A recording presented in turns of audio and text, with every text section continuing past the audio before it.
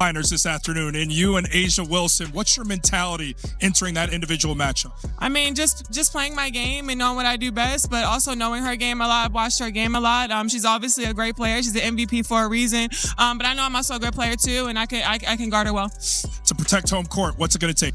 Okay. She said, I know she's a great player. I know I'm a great player too.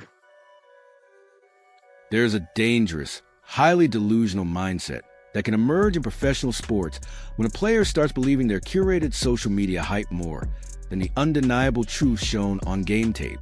When an athlete begins speaking like a superstar, carrying themselves like a superstar, and demanding veteran-level respect before they have actually developed the fundamental skills required to consistently perform at that level, they risk a harsh collision with reality.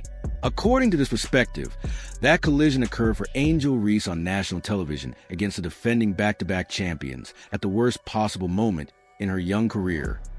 The analysis continues by framing the moment as a breakdown under pressure. The Atlanta Dream entered the matchup as an undefeated team, riding a 2-0 start and surrounded by growing optimism. The arena atmosphere was electric, and the league had heavily promoted the game as a marquee showdown. Angel Reese versus Aya Wilson, the established reigning champion, going head-to-head with one of the most polarizing and highly hyped young acquisitions in the WNBA offseason.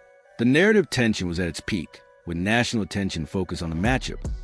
However, the performance is then described in harsh terms, arguing that the Dream's loss was not just a setback, but a defining moment shaped by one player's struggles. The argument claims that the team, which had invested heavily in its future by acquiring Reese, saw that investment backfire in this specific game. Leading into tip-off, Reese also made a pre-game statement in an NBC Sports interview that, within this framing, is portrayed as a comment that could negatively impact how her season is evaluated going forward. So I'm really excited. There's a couple of headliners this afternoon, and you and Angel Wilson, what's your mentality entering that individual matchup? I mean, just playing my game and knowing what I do best, but also knowing her game a lot. I've watched her game a lot. She's obviously a great player. She's an MVP for a reason. But I know I'm also a good player too, and I can guard her well. To protect home court, what's it going to take? Okay. She said, I know she's a great player. I know I'm a great player too. When asked by a reporter about the highly anticipated individual matchup against Aya Wilson, Angel Reese addressed the challenge directly, saying, she's obviously a great player. She's the MVP for a reason, but I know I'm also a good player too, and I can guard her well. I know I'm also a good player too. The commentator then frames this response as overly confident, arguing that it reflects a misunderstanding of her current standing within the league's hierarchy compared to established stars like Wilson, who is widely regarded as one of the most dominant front-court players in the WNBA. From that perspective, the game was positioned as a potential breakout moment for Reese to demonstrate she could compete at the highest level.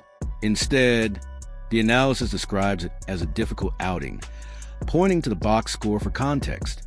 Reese finished the game shooting 1-for-8 from the field, totaling 9 points and 8 rebounds. While acknowledging that poor shooting performances happen even to top players, the critique emphasizes that turnovers had a major impact as well, noting that she also recorded 8 turnovers in the game, which the commentator highlights as a significant factor in the overall performance and outcome. Dominant force. No doubt about it.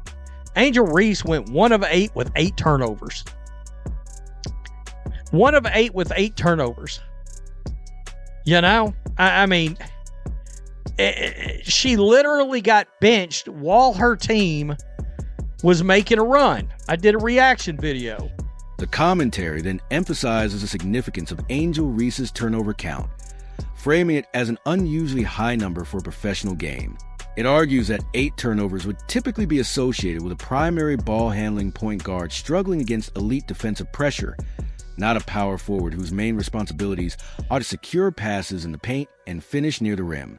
From this viewpoint, the claim is that committing 8 turnovers suggests repeated lost possessions in scoring situations, where opportunities were created but ultimately given away without even producing shot attempts. The analysis further stresses the impact of those mistakes on the game's outcome.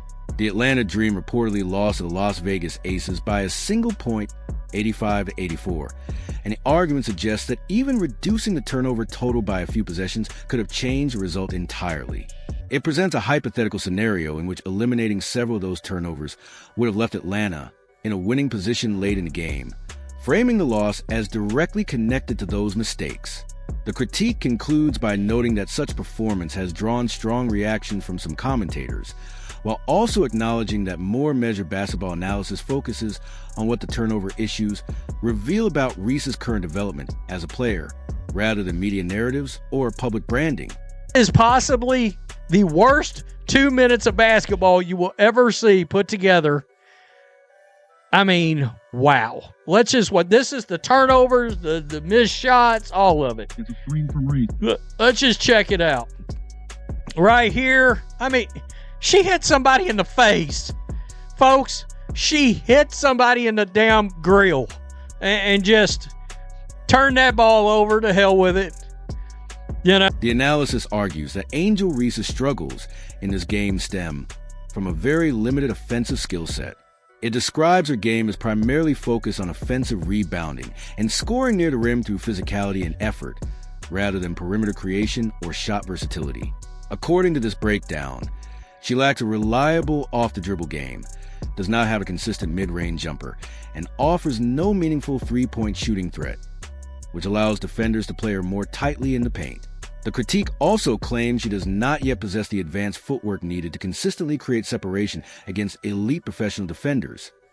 The focus then shifts to Aya Wilson, crediting her elite defensive ability as a key factor in neutralizing Reese.